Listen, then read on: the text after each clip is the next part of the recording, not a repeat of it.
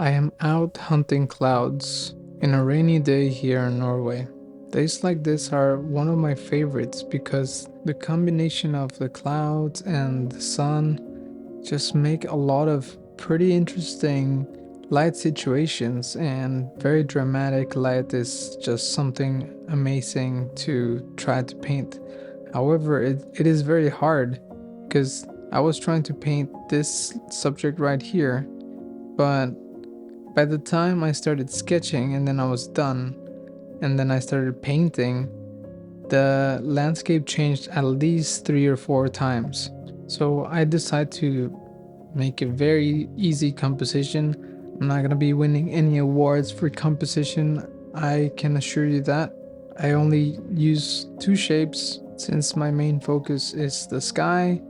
The ground, or what could have been the foreground, is just one small piece of the whole composition, and my main focus is the clouds and how much they're changing. And this turned out to be a big challenge, and this sketch didn't take that long.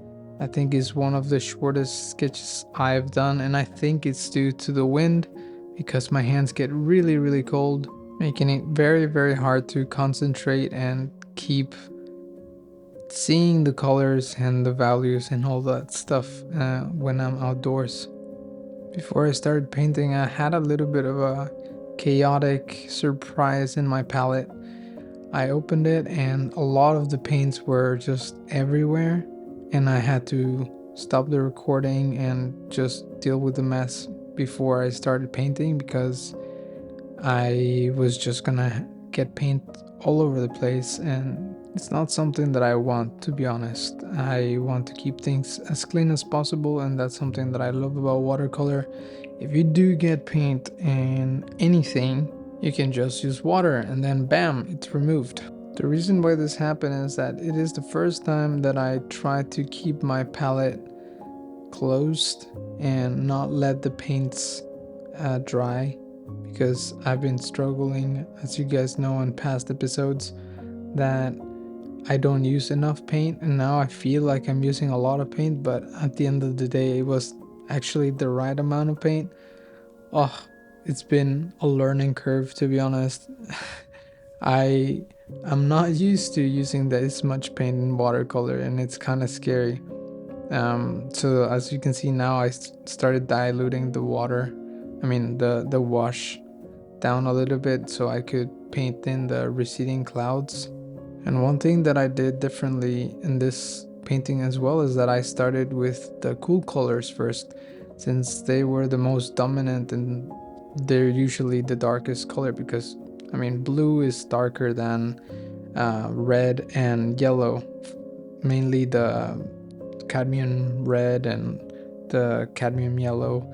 If you see the values against the ultramarine blue, then you would see that ultramarine blue is a much darker color in value. So in a way, I'm starting to paint with the shadow shapes first, which is not the worst thing. It's kind of like following the James Gurney advice of painting the shadow shape and letting the light shape paint itself by just leaving it white.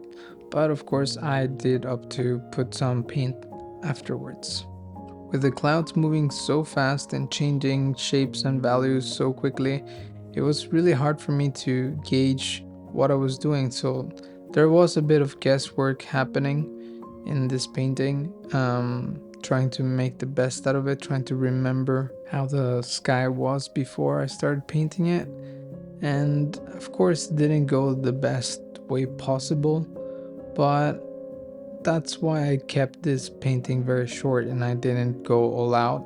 Once I got to the landmass darker shape, I didn't really put a lot of thought into it. I just kind of wanted to be done, because that was not why I stopped to paint. And now you can see that I am darkening the cloud, the underneath the cloud, and I was like, oh crap, I think I used too much paint. But then again, if it looks right when you put it down, it is wrong. and I think that it actually was right, the amount of paint that I was using here.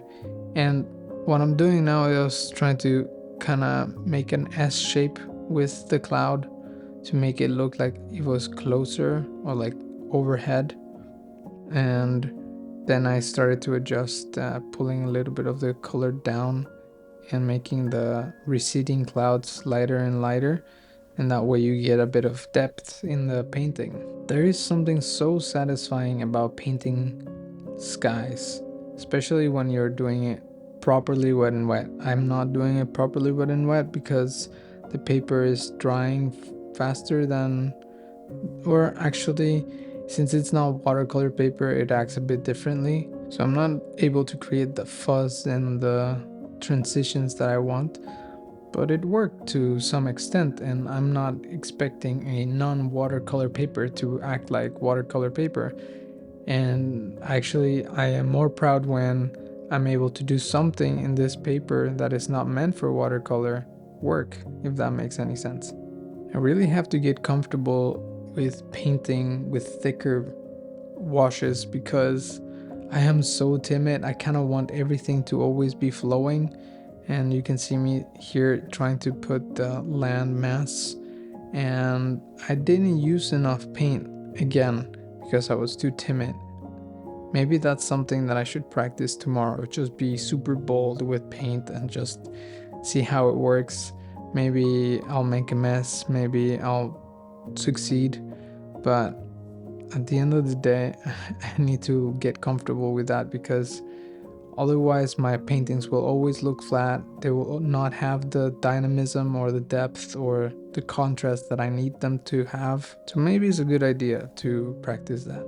And I switched to a smaller brush because I saw that I was pulling too much paint, too much water on the brush, and I was like, okay, let's bring the smaller synthetic brush that doesn't hold a lot of water. But since the mixture that I have in the palette was very watery, I wasn't able to achieve a very dark foreground that wasn't runny. And of course, the previous layers aren't completely dry because it's only like 6 minutes or 5 minutes into the painting and it's cold, so the paper of course is not drying. There's also no sun, which doesn't help me with drying the paper. So yeah, there was a lot of things that were going against me. So that's why I thought about ending it there, since I wasn't gonna be able to have sharp edges on the landmass, and therefore I wasn't gonna get the nice trees, but it still worked. I hope you enjoyed this. Thanks for watching.